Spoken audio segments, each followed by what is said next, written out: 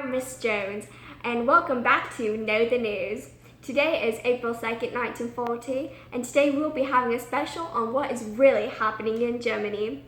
As many of you know, the man who has been running Germany is no other than Adolf Hitler.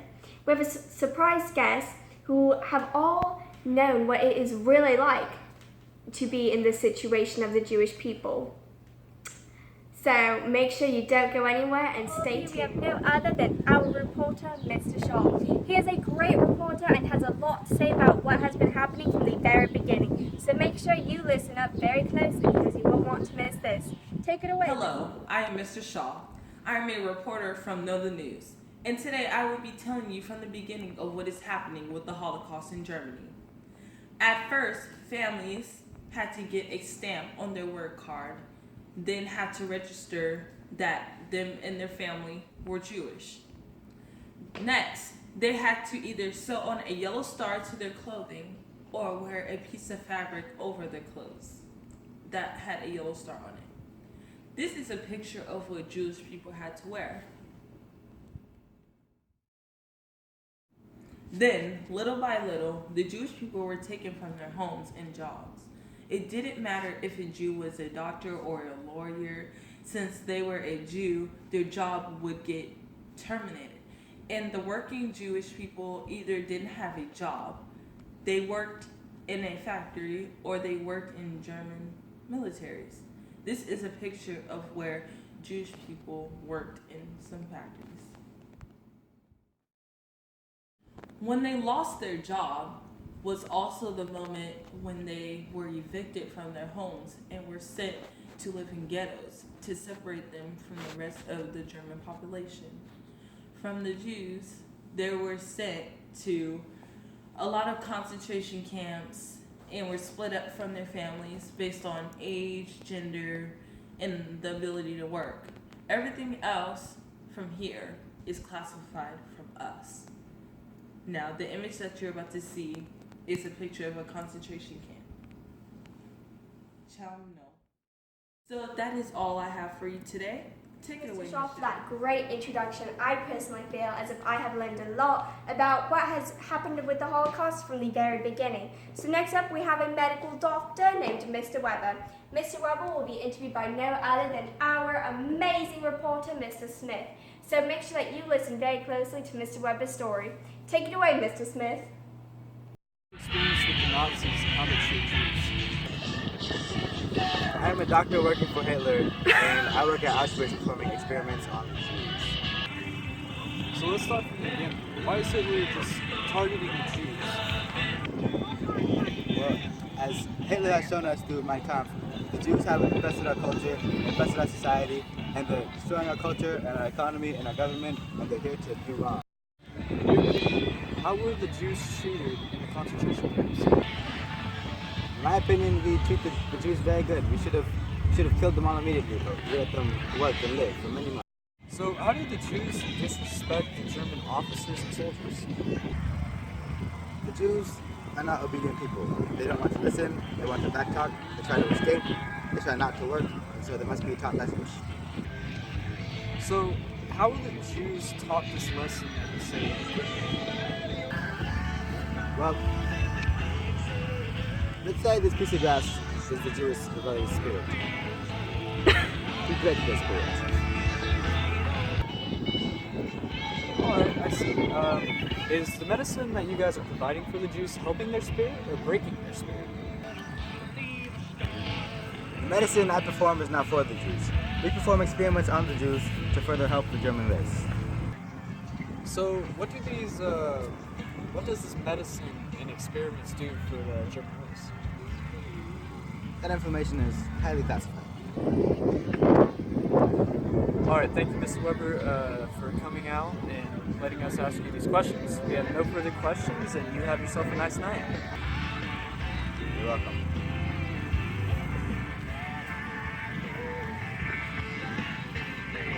Hi, I'm Mr. Smith. Thank you Mr. Weber for joining me today. I'll be asking you some questions.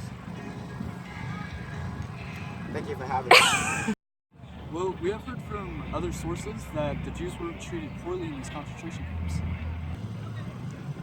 There have been incidents, but the Jews are only mistreated when they have mistreated the Germans and the German race. Back everyone to Know the News. This time we will be with a Jewish girl who escaped from the camp Belzec back in Germany, and her name is Mrs. Zug.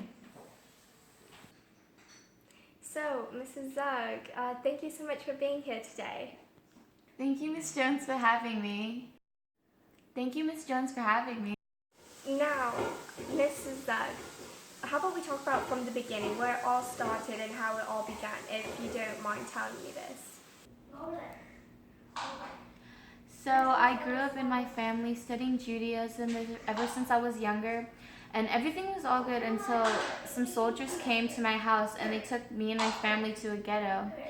And shortly after the ghetto, they took us to a concentration camp where they had to split up the men and women. So I was separated from my father for a short period of time as well. However, luckily I was with my mom and my sister, but eventually my sister had to be taken away as well. Yes, this was my life for about a year, and the sad thing is, it's not just me who faced this. This happens to every single person in the concentration camps.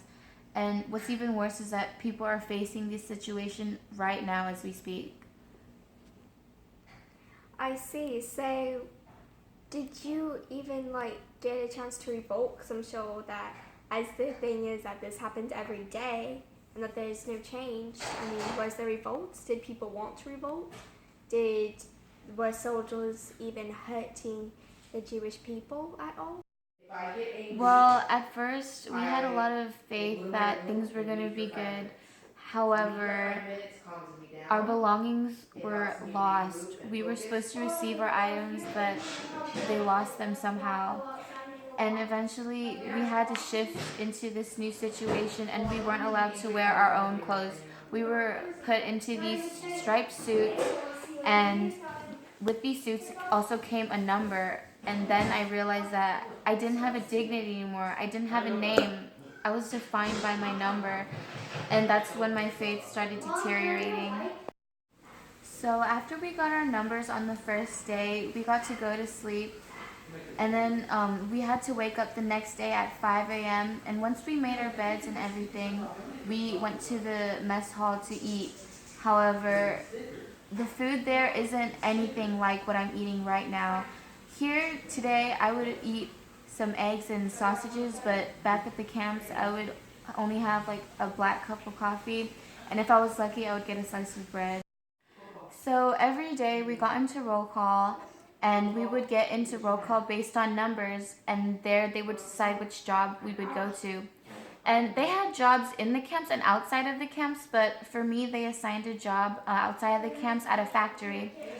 And sadly, this factory was about a 30 minutes walk away from the camp. So I would begin work around 6 a.m. to 12 p.m. And some days we'd be lucky enough for a soldier to throw a piece of bread at us.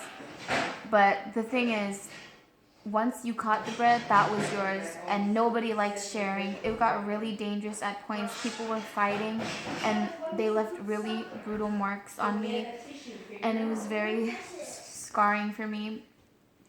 So after that lunch break, we would continue working for about 6 to 7 more hours, and we would go back to the concentration camps around 7 p.m., where we would take roll call again, and then we would go have dinner, and then go back to sleep.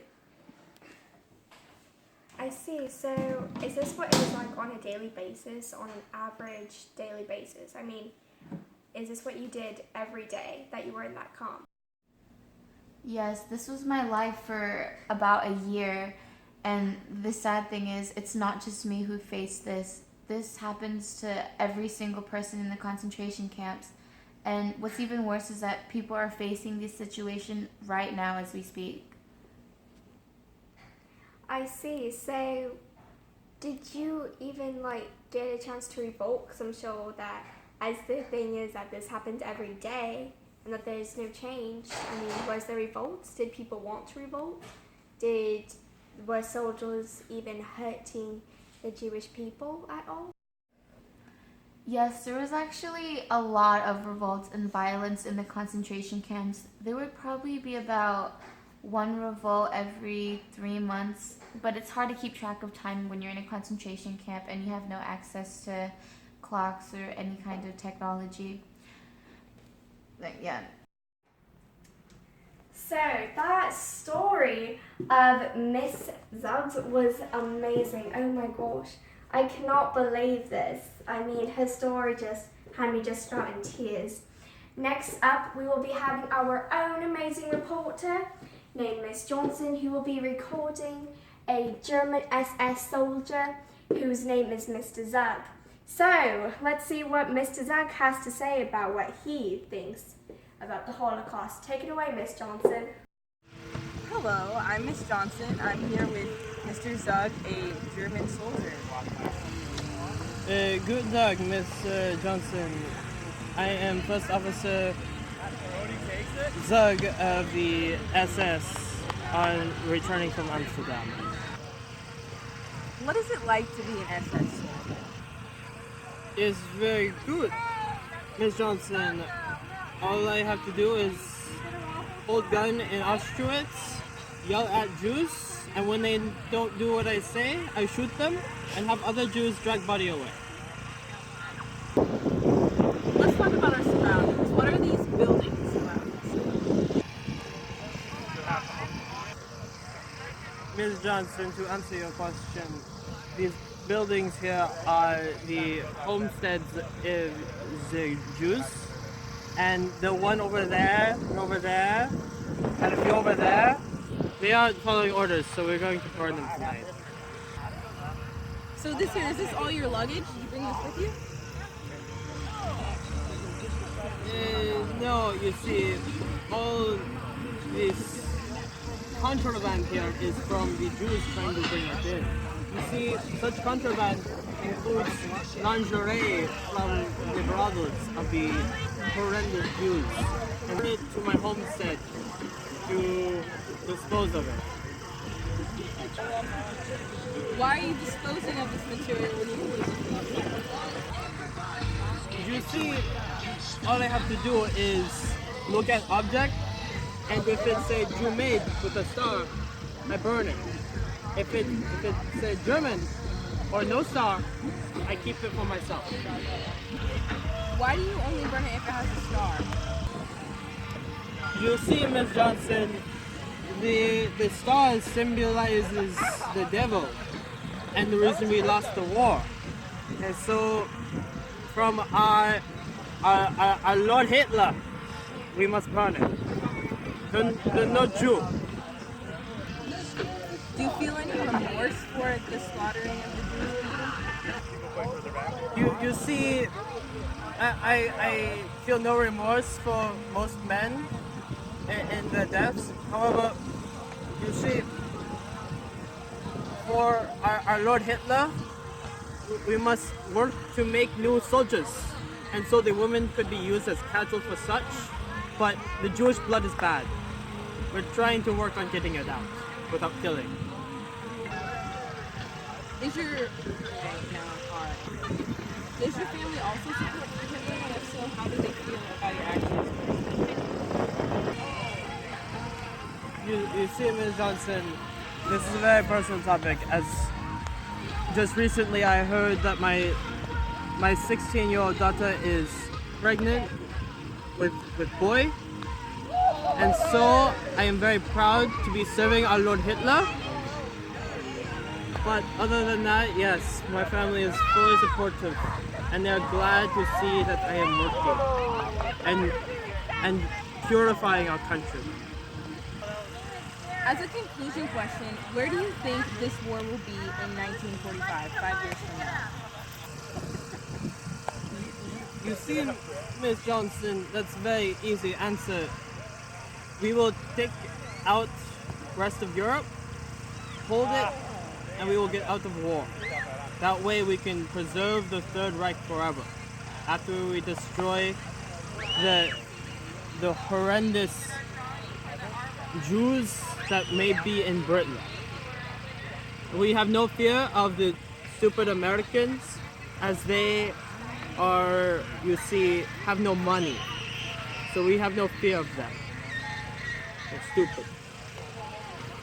Thank you, Mr. Zug, for being here today. It was an honor, Madam Zug, Madam Johnson. Thank you, Mr. Zug, for having me here today. Sure thing, Madam Johnson. Thank you for coming and getting us interview from a first officer rather than a recruit. It was a pleasure to do it for you. Wait, I'm reporting live from Auschwitz.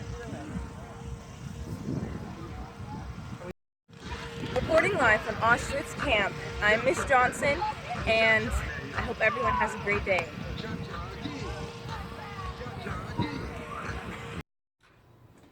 Wow, that was a great story, Mr. Zag. And Miss Johnson, as usual, you did a great job at catching the story. No surprise there. So, I know for me personally, listening to these three very different stories about the Holocaust has touched me in very different ways. And I'm sure that this has all happened with you as well. And I hope that you all have now learned a lot about this. So, I hope you all have a great night. And I am Miss Jones with Know the News. And this was a special on the Holocaust. Thank you.